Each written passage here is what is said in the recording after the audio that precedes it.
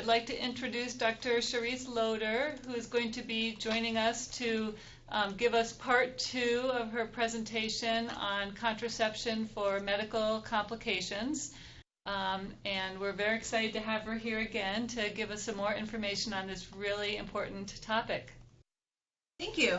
So I'm going to start sharing the screen, so the video will go away, but there is the chat function, so if you have anything you want me to address, I can look at the chat at the end of the presentation. Or you guys can let me know too.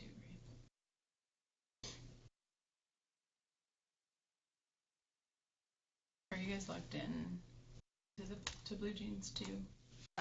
No, but I can if that'd be helpful. Yeah, I think if like if it goes down in the middle of the presentation, I won't know. Yes. Good point. Okay. This morning I'm going to talk about contraception and chronic disease. And last time we talked about a few chronic medical conditions. Today I'm going to focus on heart disease, venous thromboembolism, and diabetes. And as I was making the talk, I realized that there is a lot to say about these 3 chronic medical conditions, and we might not get to diabetes.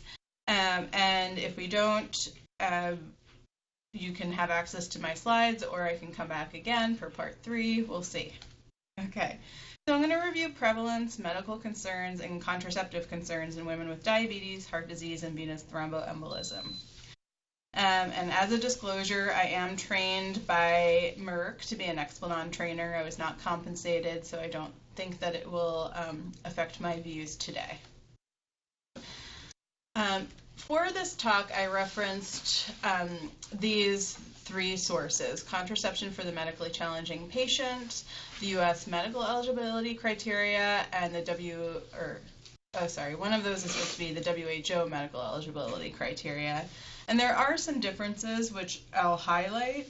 In addition, Contraception for the Medically Challenging Patient had their own working group for some of the heart disease concerns. And so there's some conflict, and we can kind of flesh it out a little bit. So I've abbreviated a number of the contraceptive methods, and I just wanted to start by showing those abbreviations in case they will come up throughout the talk. So we're going to talk about combined hormonal contraception, the progestin pill, or POP, progestin injectable, or depot, the progestin implant. We have the levonorgestrel implant here. I think you might have a levonorgestrel implant also, and we have the levonorgestrel IUD and copper IUD.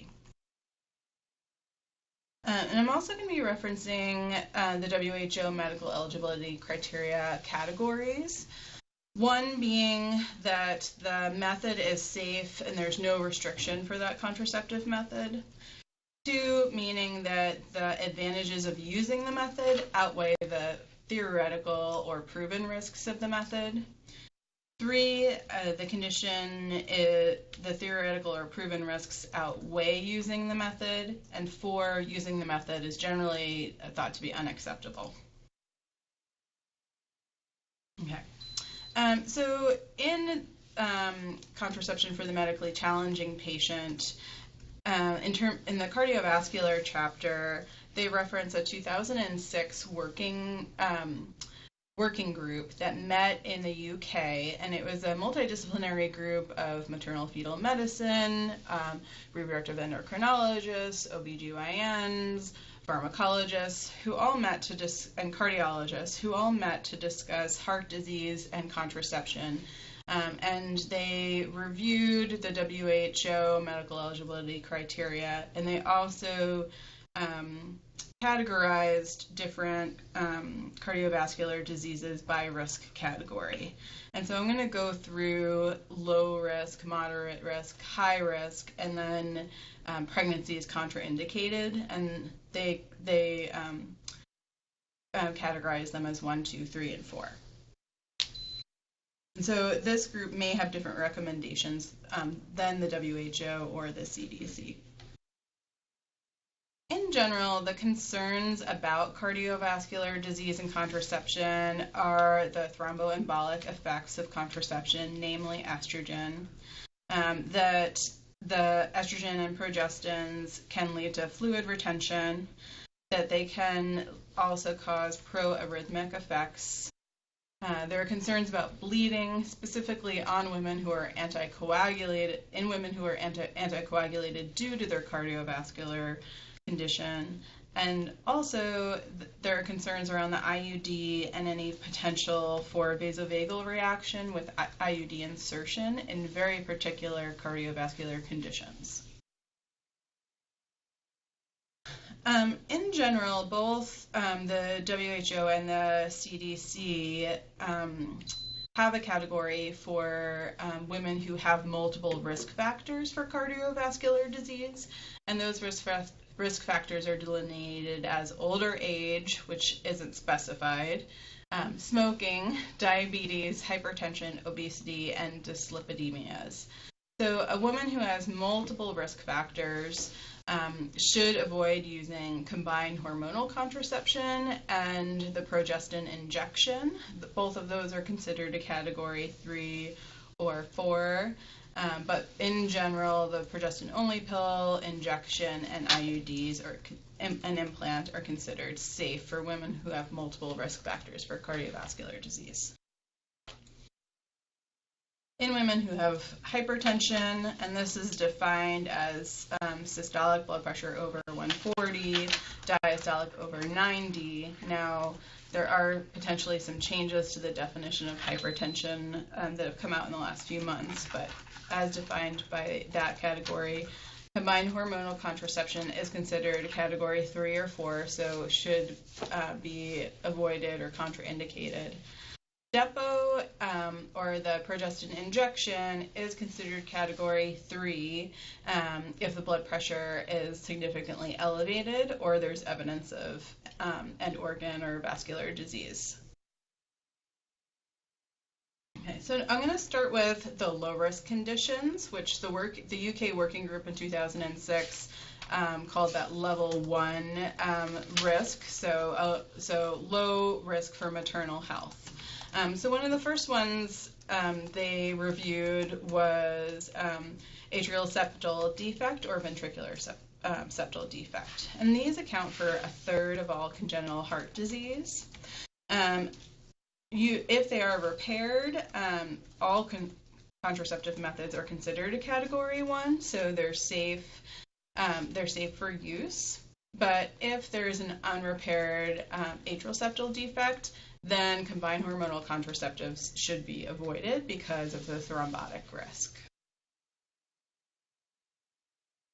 Patent ductus arteriosus occurs when the fetal ductus arteriosus fails to close. This accounts for 10 to 18% of congenital heart conditions.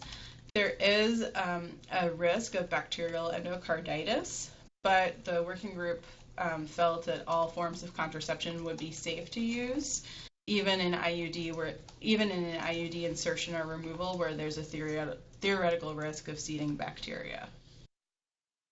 And antibiotics are not indicated for those placements.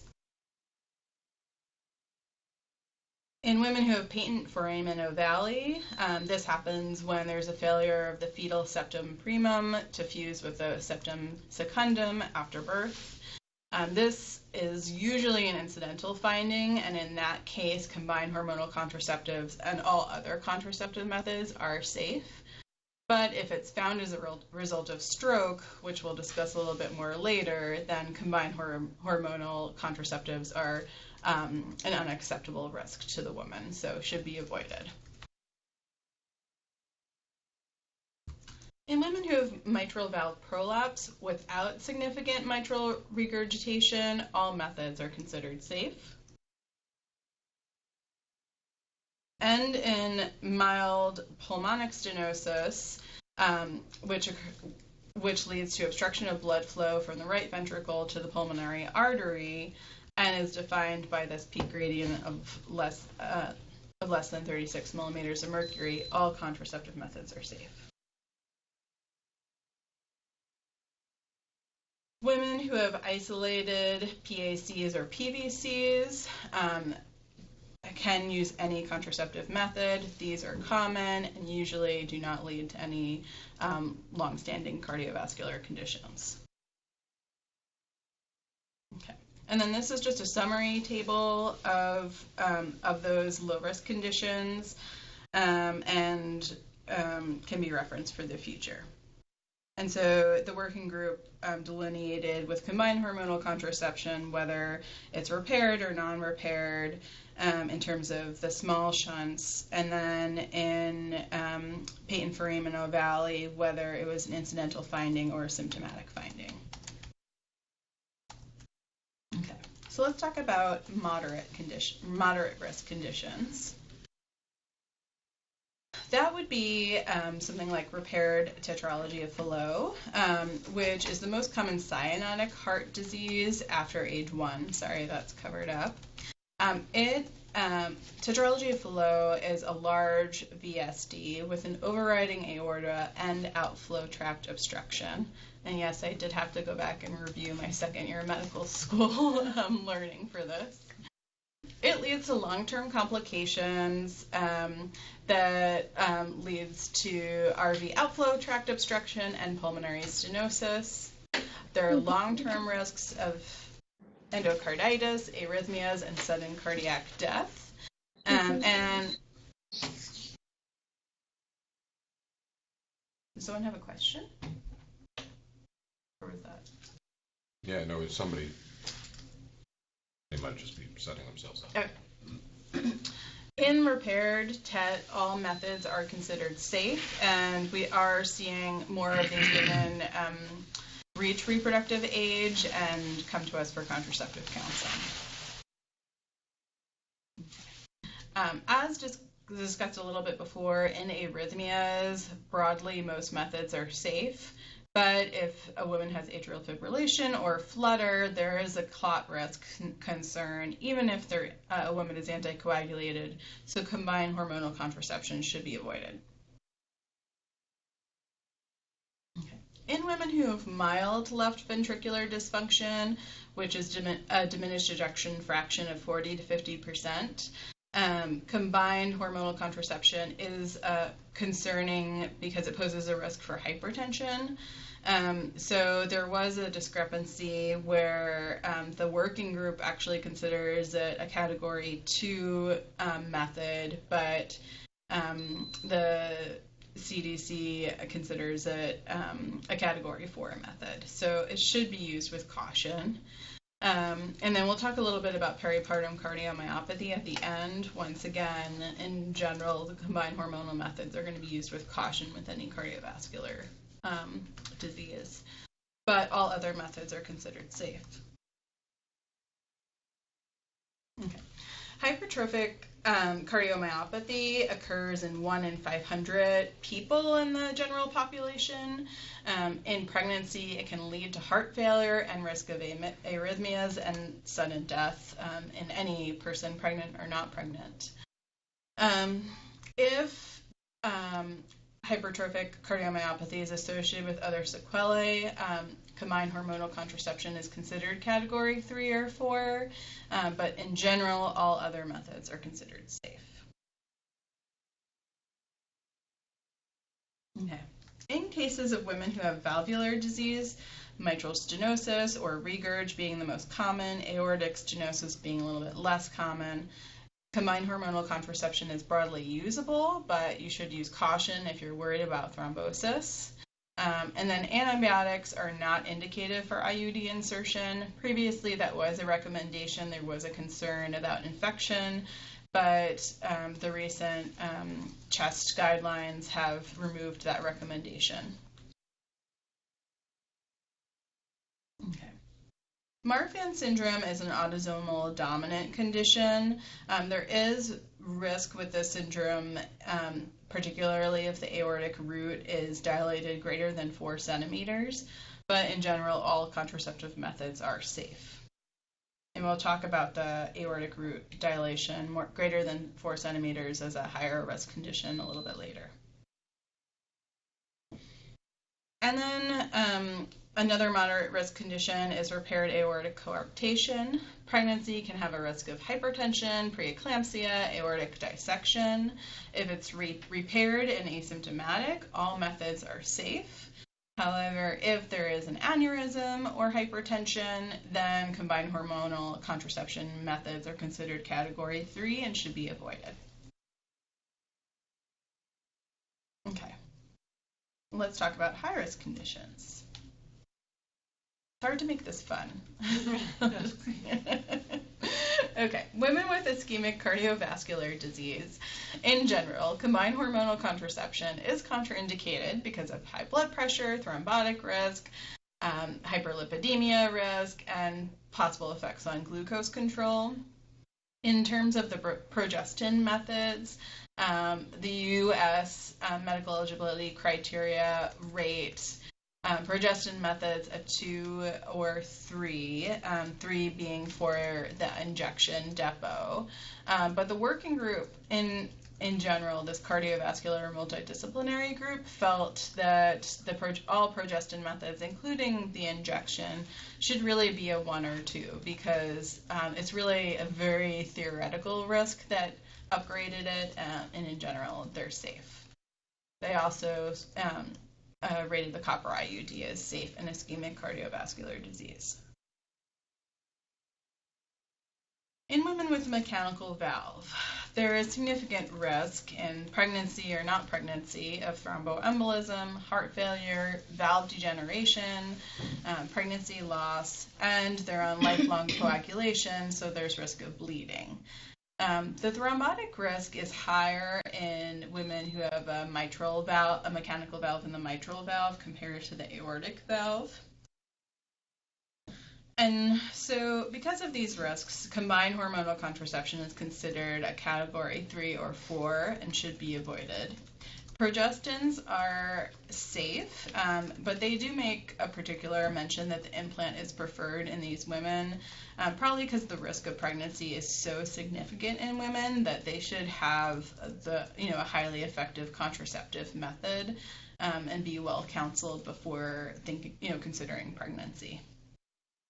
The levonorgestrel IUD was previously rated as a category 3 because of some theoretical risk of increased risk of thrombosis, but the working group felt like it was safe and is a good way for women with mechanical valves to have a lower bleeding profile, particularly because they're on lifelong anticoagulation. Okay. The group also reviewed complex congenital heart disease, and we're starting to see some of these hypoplastic heart patients reach reproductive age and come to us for consults here at Michigan Medicine. The most common patient we see is someone who's Stas-Poste-Fontan procedure repairing their hypoplastic heart.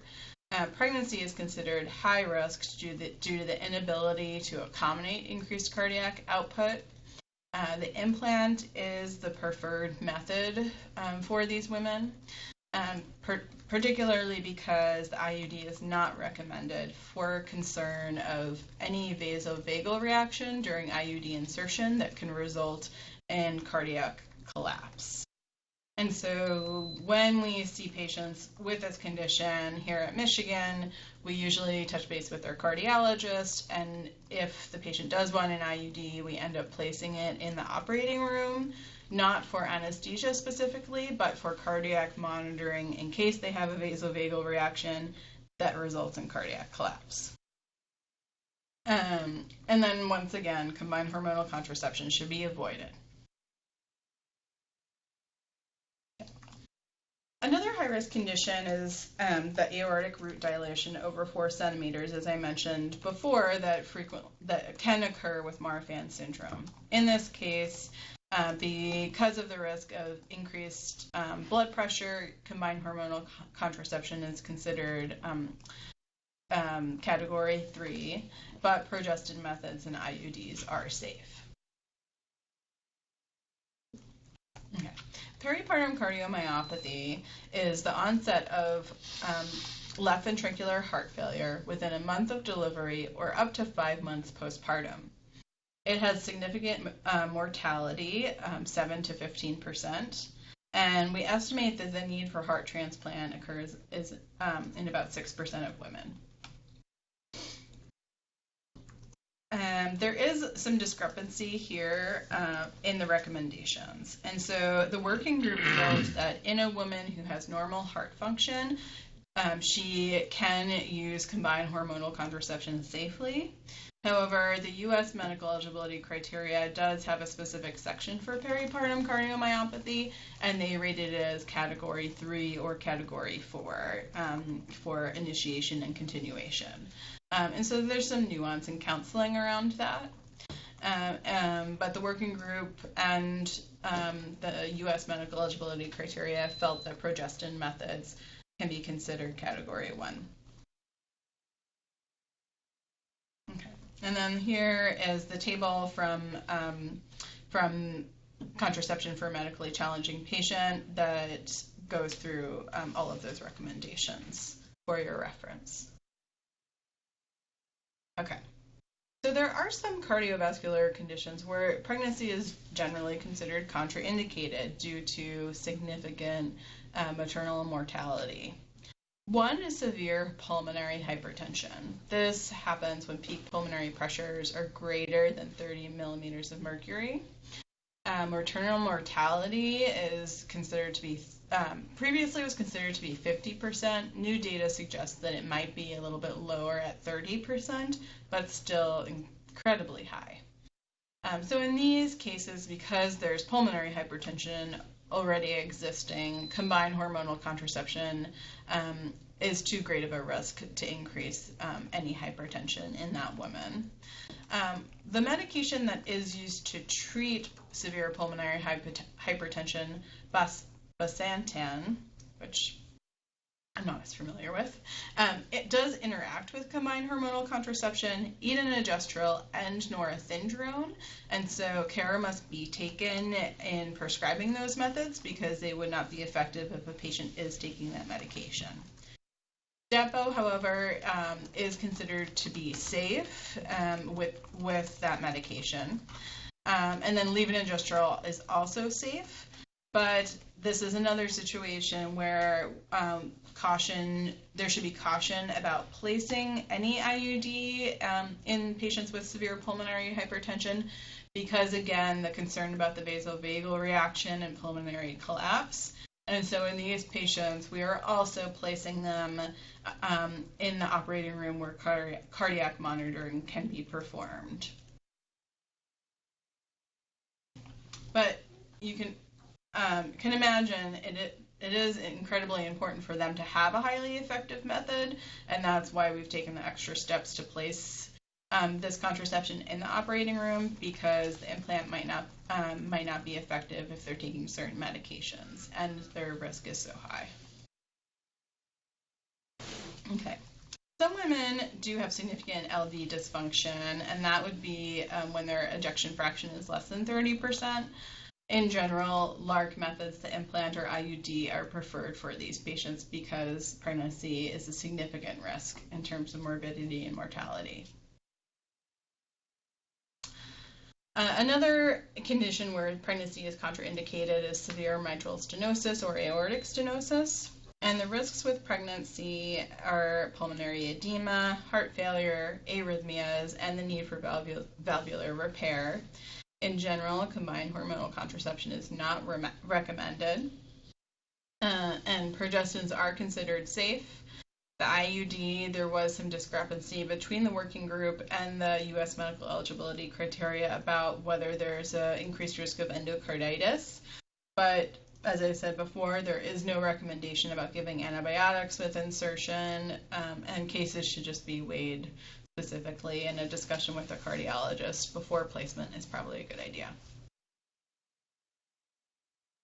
Okay, and so here's the table for your reference of the summary of recommendations from the working group and the U.S. medical eligibility criteria for conditions where pregnancy is contraindicated.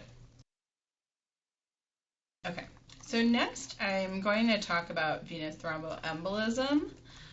Is there anything that I didn't address or any questions in regards to cardiovascular conditions and contraceptive methods? Can they can unmute themselves? Yep, you can unmute or send a message in the chat. Is there anything in the chat? No, not a thing. Okay. So think about that and let me know if you have any questions or anything I can address. Okay. So in general, we have concerns about venous thromboembolism in patients who may have hemostasis due to immobility or pregnancy, are at risk for hypercoagulability due to estrogen or pregnancy, or there may be some endothelial damage or inflammation. It's always important to consider what the risks for developing a VTE are, especially as particular methods are in the news telling women about increased risk of blood clotting. We need to put it in perspective of what's the risk of this if you weren't on your birth control method, what's the risk if you were pregnant or postpartum. And so women who are not pregnant and are not using a combined hormonal contraceptive method have a 1 to 5 in 10,000 women years chance of developing a blood clot. That risk almost doubles when a woman is using a combined hormonal contraceptive method. However, you can see the overall risk is very, very low. In pregnancy, though, it quadruples to 5 to 20 women out of 10,000 women years. And the postpartum period is the highest risk, where 40 to 65 women have a risk of a blood clot out of 10,000 women years. And so, so important to put it in perspective of what is your risk if you don't use your birth control method and you become pregnant and then likely postpartum at some point. Okay. So there have been concerns about venous thromboembolism risk in combined hormonal contraceptive methods, and that is actually backwards. So the VTE risk is considered greater in the formulations that had greater than 50 micrograms of ethinyl estradiol, not less than. So most methods that we're using now are considered to have a very low VTE risk. Different progestins, though, have been evaluated for their particular risk and whether there's an increased risk of VTE. So the third generation, which includes norgestimate and desogestrel, may have a slightly increased risk compared to the second generation, which includes levonorgestrel. And then there's been a more publicized drospirenone, which is in Yaz, that there is a concern for increased clot risk, but larger European studies that include over 60,000 patients do not confirm those findings. So in general, I think it rarely comes up that a patient has such a concern, or we have such a concern that we're choosing a certain progestin generation, but it's just something to be aware of. Okay. The patch, the birth control patch may have an increased risk of VTE because there is an increased area under the curve for the estrogen level, but there is conflicting evidence right now about what the increased risk may be and if it's even clinically significant of developing a clot. The hormone replacement patch uses a less potent estradiol, and so it is considered to have a decreased risk compared to oral formulations or the birth control patch, and is considered to have very low risk for developing a clot. Okay. So so the risk for venous thromboembolism during pregnancy is 1 to 2 per 1,000 births, and is considered to have a mortality of 0.4%. Risk factors in pregnancy are age over 25, black race, smoking, known thrombophilia, obesity, postpartum hemorrhage, and blood transfusion. Okay. We know that 20 or a quarter of all patients who have experienced a venous thrombolism have thrombophilia. And so if a woman has an idiopathic or a hormone-associated blood clot, then a workup is recommended. And so that workup would include testing for factor V Leiden, antiphospholipid syndrome, prothrombin gene mutation, antithrombin 3 deficiency, and protein C and S deficiency. And so some of these tests are reliable during pregnancy, some are reliable during acute thrombosis, and some during anticoagulation. It's recommended that testing be done once and then repeated again in 12 weeks to confirm findings. Antiphospholipid antibody syndrome is not an inherited thrombophilia. It's an autoimmune disorder that's associated with clots and poor obstetric outcomes, such as intrauterine growth restriction, preeclampsia, and placental abruption. Testing is recommended if a woman has 1 or more episodes of blood clot, a miscarriage, once again, greater than 10 weeks, sorry about my typos, and delivery of less than 34 weeks. The workup includes testing for beta-2 glycoprotein antibody, anacardiolipin antibody, lupus anticoagulant, and then once again, you would expect positive results on 2 or more episodes 12 weeks apart.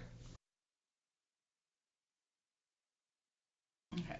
Factor V Leiden and prothrombin gene mutations are more prevalent in the European population and are rare in the Black African population. Antithrombin 3 deficiency is present in 1 in 2,500 people, and it results in, I think there are over 300 mutations that result in a reduction in antigen and activity of antithrombin 3. Protein C and S deficiency is less common in 0.2% of women.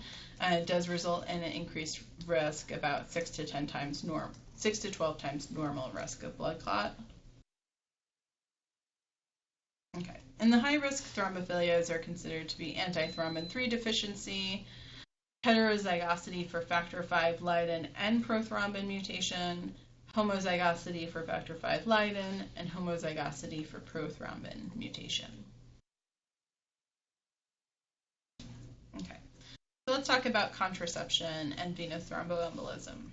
In general, combined hormonal contraception is considered to be to have a greater risk than recommended if a woman has a history of a DVT or pulmonary embolism, if she has an acute deep venous thrombosis or pulmonary embolism, even if she's on anticoagulation, or if she is having major surgery with prolonged immobilization. However, superficial thrombophlebitis is considered category 2.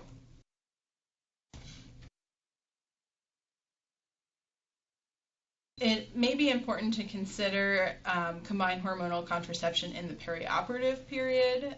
So there are some surgeries where you might consider discontinuing combined hormonal contraception prior to surgery. That would be major abdominal pelvic surgery, major orthopedic surgery, major trauma, although I'm not sure how you could avoid that 4 to 6 weeks before, but it was listed. Colorectal surgery, spinal cord surgery, or cancer surgery.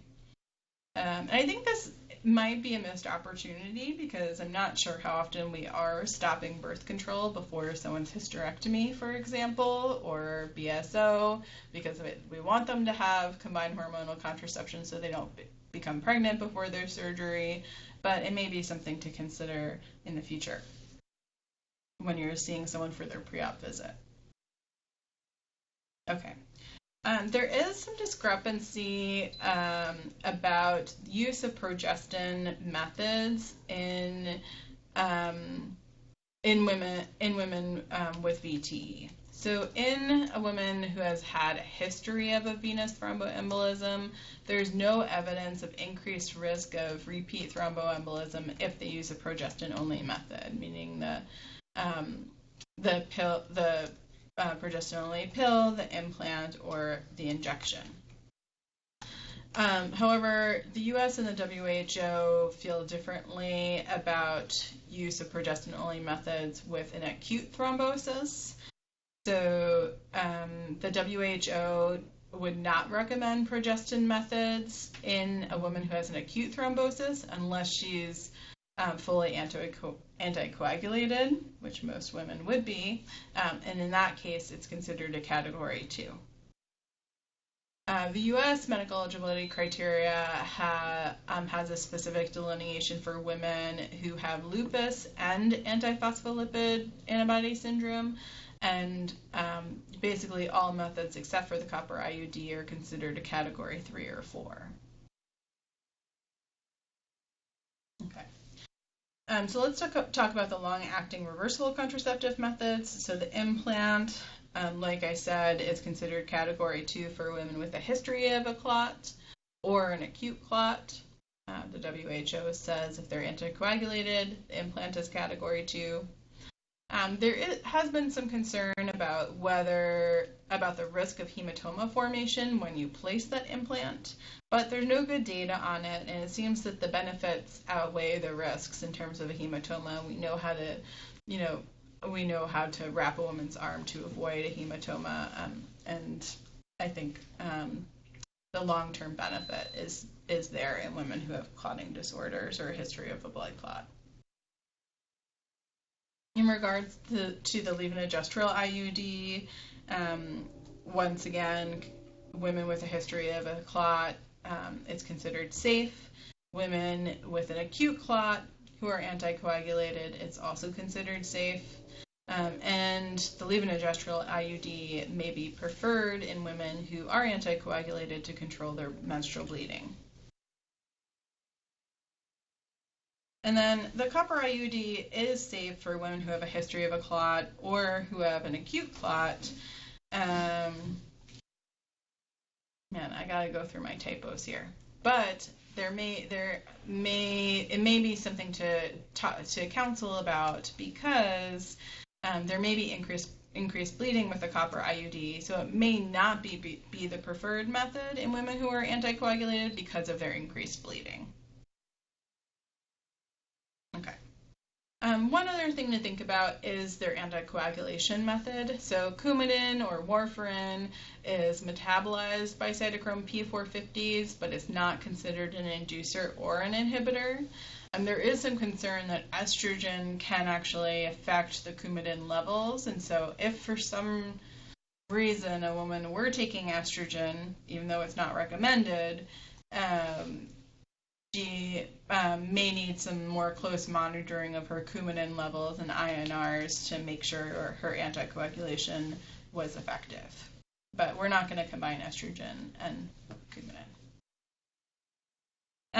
There are some concerns about bone density with anticoagulation. So heparin, there's low data that there's any bone density issues with heparin and depo.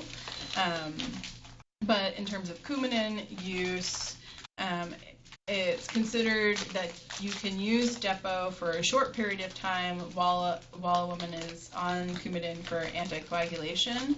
But if a woman is using both depo and Coumadin long term, that you may want to consider bone mineral density screening after 2 years of both of those therapies being in place. Okay, where are we on time? 8:18. Okay. Yeah. Any questions so far? Nope, no questions. Everybody's still on, right?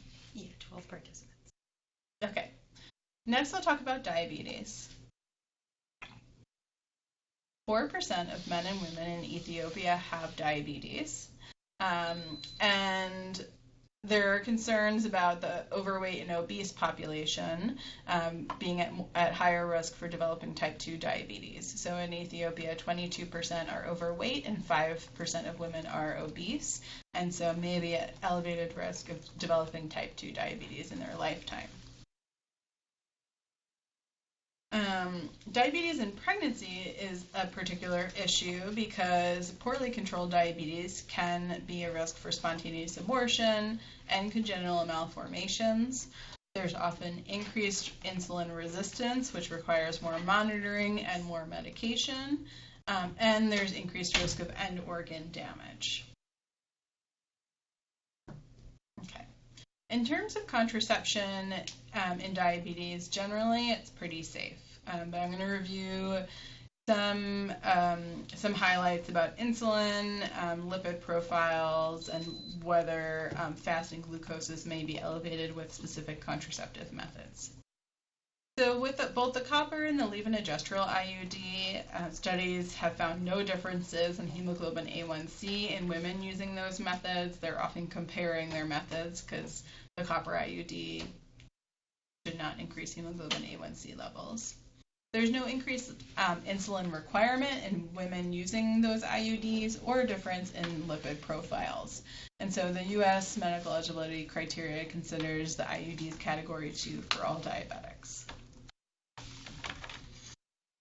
Because the levonorgestrel implant is still a newer method in the U.S., there aren't randomized studies, but prospective studies have found no changes in both fasting glucose levels or lipid levels. The implant is considered category 2 if there's diabetic nephropathy, neuropathy, or retinopathy, or a woman has had diabetes for over 20 years. In terms of the injection, there's little evidence, but there is concern that there are small increases in fasting glucose levels. For that reason, the U.S. medical eligibility criteria and the WHO consider DEPO to be category 3 if a woman has diabetic nephropathy, neuropathy, or retinopathy, or has been diabetic for over 20 years. In terms of combined hormonal contraception, there may be a small effect on carbohydrate and lipid levels, and for that reason, if a woman has those high-risk situations, combined hormonal contraceptive use is considered category 4. Okay, and then we know that that gestational diabetes, or women with a history of gestational diabetes, are at risk for developing type 2 diabetes. 50% of women with the history will develop type 2 diabetes within 10 years. But there's no evidence that the contraceptive method that they use in those 10 years changes any time interval to developing type 2 diabetes. So there's no restrictions on the contraceptive method that they use for women with a history of gestational diabetes. Okay, and so this is just a screenshot of the WHO medical eligibility criteria, which just delineates that diabetes with nephropathy, retinopathy, and neuropathy, and diabetes for over 20 years, where combined hormonal contraception and DEPO are considered 3 and 4, but all other methods are safe. And then the US or CDC medical eligibility criteria does delineate some insulin dependent, non-insulin dependent, but you can see that they're basically the same.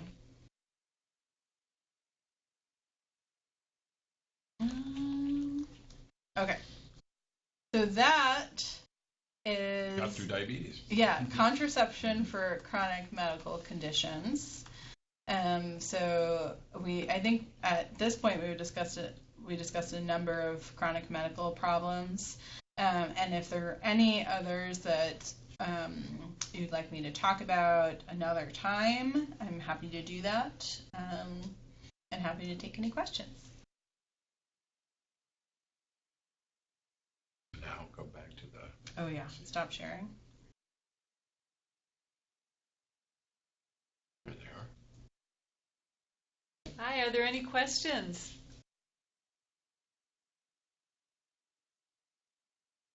You can unmute and go ahead and ask any questions. We can't hear you right now.